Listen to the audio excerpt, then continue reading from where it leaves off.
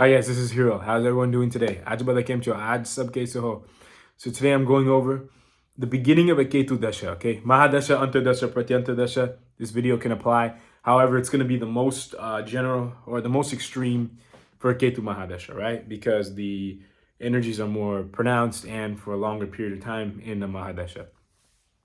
One thing to notice straight off the bat, before any Ketu period, there's always a Saturn sub-period right before, okay?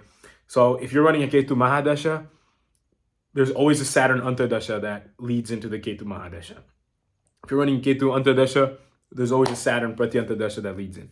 Even for a Ketu Pratyantar, yeah, we don't go lower than Pratyantardasha, but that similar effect can be recognized for Ketu Pratyantardasha. It's just we don't always acknowledge it at a surface level, okay? But point is, before a Ketu period, there's always a Saturn sub-period right before, right? This is not a coincidence, okay? So if you look at your previous Ketu periods, right? Antardashas, Pratyantardashas, more the longer period. Let's just say your last Ketu Antardasha, okay? Or somebody's Ketu Antardasha that you noticed. If they had a rough start, most likely that rough start started at the Saturn Pratyantar right before the Ketu Antar, right?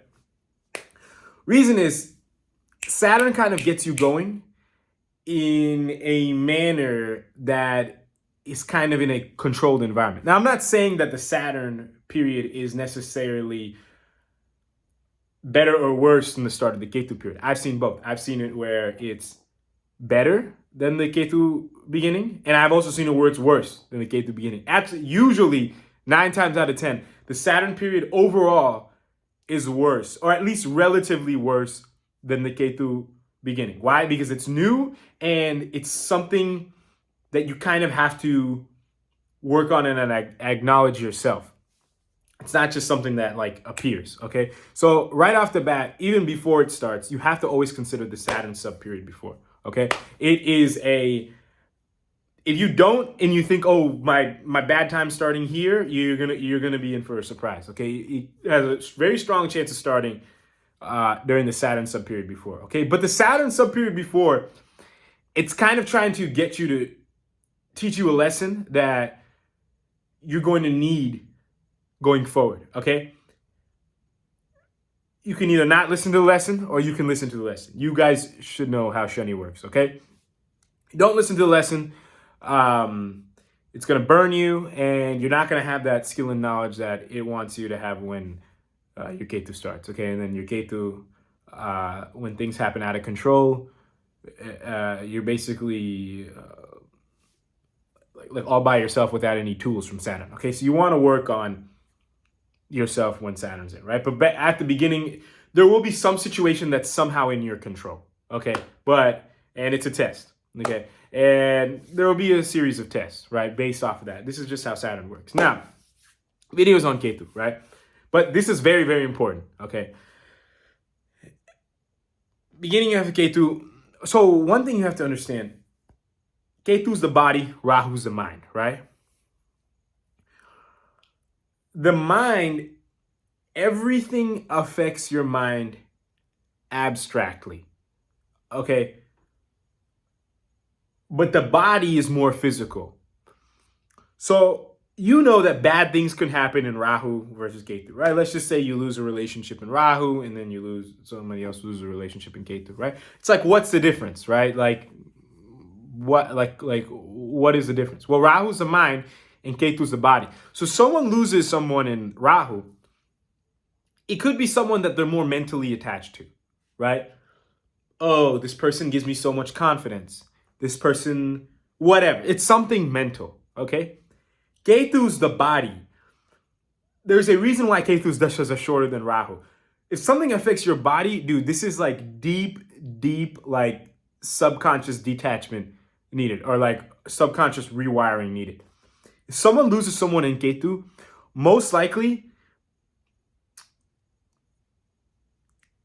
the thing you need to detach from is very, very deeper. Like you could be like very sexually attached to someone who you losing Ketu. Even if you don't recognize it, it's probably what it is, right? Or, yeah, let me just continue, right? So let's just take this example, okay? I'm trying to give you an analogy of how the true difference is at a root level between the two, okay? Rahu, let's just say someone gives you confidence, whatever. Yeah, it's tough when the person goes away, right? And Rahu periods are longer. So they feel like, oh my God, when's this going to end? Blah, blah, blah. But there's a lot of things that can give you confidence. There's a lot of people that can give you confidence, right? Maybe not to this extreme, right? As a certain person that you just think right now, but whatever, okay? Ketu, let's just say you have a very, very high sexual attraction and compatibility with someone and they leave. One, the level of attachment, because that is very low, like there's 7 chakras, right? And it starts at the base physical earth chakra, okay, at the bottom. This is your deepest level of subconscious human experience. If you have a very strong bond with someone here, it is, this is the most way you can get attached to someone, right? This is why you need to ideally watch who you sleep with, okay? Because it can be a nightmare to detach from this kind of thing if you get yourself in the wrong kind of situation. There are not too many people or too many experiences you will have where you just have great, fireworks sex with them, right? You can try to sleep with 100,000 people. It just is not going to happen with everyone, okay?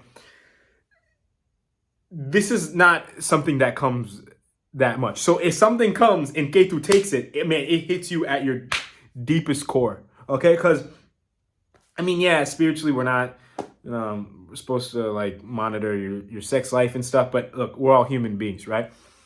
We all have relationships, and if you have a great, great, great compatibility with someone on this level and they get taken away, it is not going to be fun for you, okay? And you can kind of see the difference. I hope I'm kind of explaining the difference between Ketu and Rahu, right? Because this is another thing I see. Oh, I'm having a bad time. But like, I want you to see the difference. Here, like a person can leave in both, right? And the body affects the mind and the mind affects the body. We know that. But when you directly hit the body, this is what it looks like. And when you directly hit the mind, this is what it looks like, right? So Ketu, it's got a lot to accomplish in a little time. So it'll start usually at the beginning, right? Now, it doesn't necessarily happen the way that you think it happens. What do I mean? It's not like, oh, you were seeing someone in Mercury period and then right when, Saturn starts, you guys break up, but you might have a little on and off, and then Ketu, they go and find someone else. It doesn't necessarily always work like that, right? That's like the stereotypical example. Someone's removed. But it could also be like a bodily attachment is removed. So what does this mean? Someone comes in your life during Ketu, right? And they're just perfect, right? But the sex sucks or something, right? Like this is, you see, it's affecting your body. Your body is like, God, like, oh my goodness. Like you see your body is still forced to detach, right? I mean, you might have to karmically stay in this.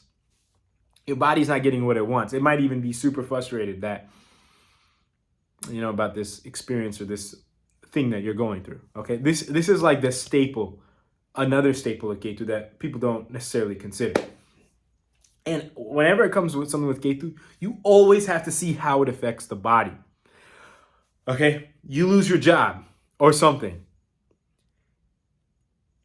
It's most likely going to hit you at a more primal level, okay? Rahu, it's more about the mental, right? Prestige, confidence, whatever. The things at the mental. Ketu, it's about the body. Like, oh, how am I going to feed myself? How am I going to feed my family? Whatever, right? It's hitting the body. Also, so this could happen at the beginning of Ketu. You could lose, right? Or you can gain, and it's not giving you what you want, and now you're worried about that thing at a bodily level, right? So, and that kind of affects, your food and your shelter at a very subconscious level. This stuff goes really deep, okay? So I covered sex. I covered, food and shelter with your job thing. One other thing is your actual physical body yourself, okay? You could get in very, you could hurt your body in the beginning of Ketu, right? Now, here's the thing. You could hurt your body, right? Or something could happen to your body in like a karmic way somehow that your body could be altered somehow, right? You can lose weight, you can gain weight, you can become super fat, you can become super in shape, you can become super in shape and then break your knees working out. Now, you know, you can't walk. Like you see the fluctuations, right? There's definitely going to be some, okay, I'm not going to say definitely, right? For like a 3-week Pratyantara, I'm not going to say there's definitely going to be, you know, some, like some disaster, right? But I'm not saying that. But for some of the longer, more intense periods, and you have to look at your chart, there's a possibility that at the beginning, you could have some change in your body, right? But you need to see what it is, right? So let's just say you have a long Ketu Antardasha of a year. It could be like at the beginning, you start getting in shape, and then during your Ketu Rahu, you have an injury because you're going too hard working out, right? This is just like an example, right? So it's like Ketu, let's just say you're running your Saturn Ketu, right? You start working out because of Saturn and Ketu together. You building up your body, whatever, and then boom, you blow out your shoulder during Ketu Saturn Ketu Rahu because you didn't check yourself, right? You're trying to get your big shoulders and stuff, and you blow out your shoulder doing some pushing exercise, right? Because you didn't detach, you didn't monitor your expectations, your illusions, etc. Okay, so, but going back to the beginning, right? So you could think, oh, at the beginning, Ketu is giving me this whole oh, this is happening, right? No, wrong. It's trying to get you to detach in a way that's it's just trying to do what it's trying to do based off of your chart, right? I'm just explaining how it's maybe going to try to do this, right? So that's that. Now, I'm not saying every time it's going to be a disaster, right? Sometimes at the beginning, you could gain some fruit, like you could get, let's just say, a bigger body or something, like a more fit body, and you keep it, right? That's great, right? Ketu gave you that thing. But most of the time, it's trying to get you to detach, and it will not let you just go along thinking what you want to think, right? It's gonna try somehow get you one step closer to detachment from your expectations, right? And also detachment from your body, right? I keep using the word expectations because I'm speaking to you guys through a camera, so everything's getting processed through your mind, right? And your mind and body are connected. But you need to understand that this is happening to your body. You have to always think, how is Ketu affecting my body at a subconscious level, okay? Am I losing something that's causing some fear related to how I'm going to gain food and shelter? And I'm losing some actual kind of physical ability, or I got hurt physically. Am I losing something that took away some kind of bodily pleasure, like sex, right? That any relationship you lose in Ketu, always think, was I sexually attached to this person? Okay, and most likely the answer is yes. Okay, that's that. So I hope this kind of made sense on how to interpret Ketu, okay, especially Ketu at the beginning, right? You have that Saturn period. The Saturn period at the beginning, just one thing, because just circle back on that. It might not hit your body as hard as Ketu, right? But it's kind of getting you to instill some kind of lessons that you're going to need when Ketu happens, okay? That's kind of the difference here, okay? But I think that's it for this video. If you have any questions or comments, as usual, feel free to let me know. And until next time, I'll talk to everyone later. Thank you all very, very much for watching.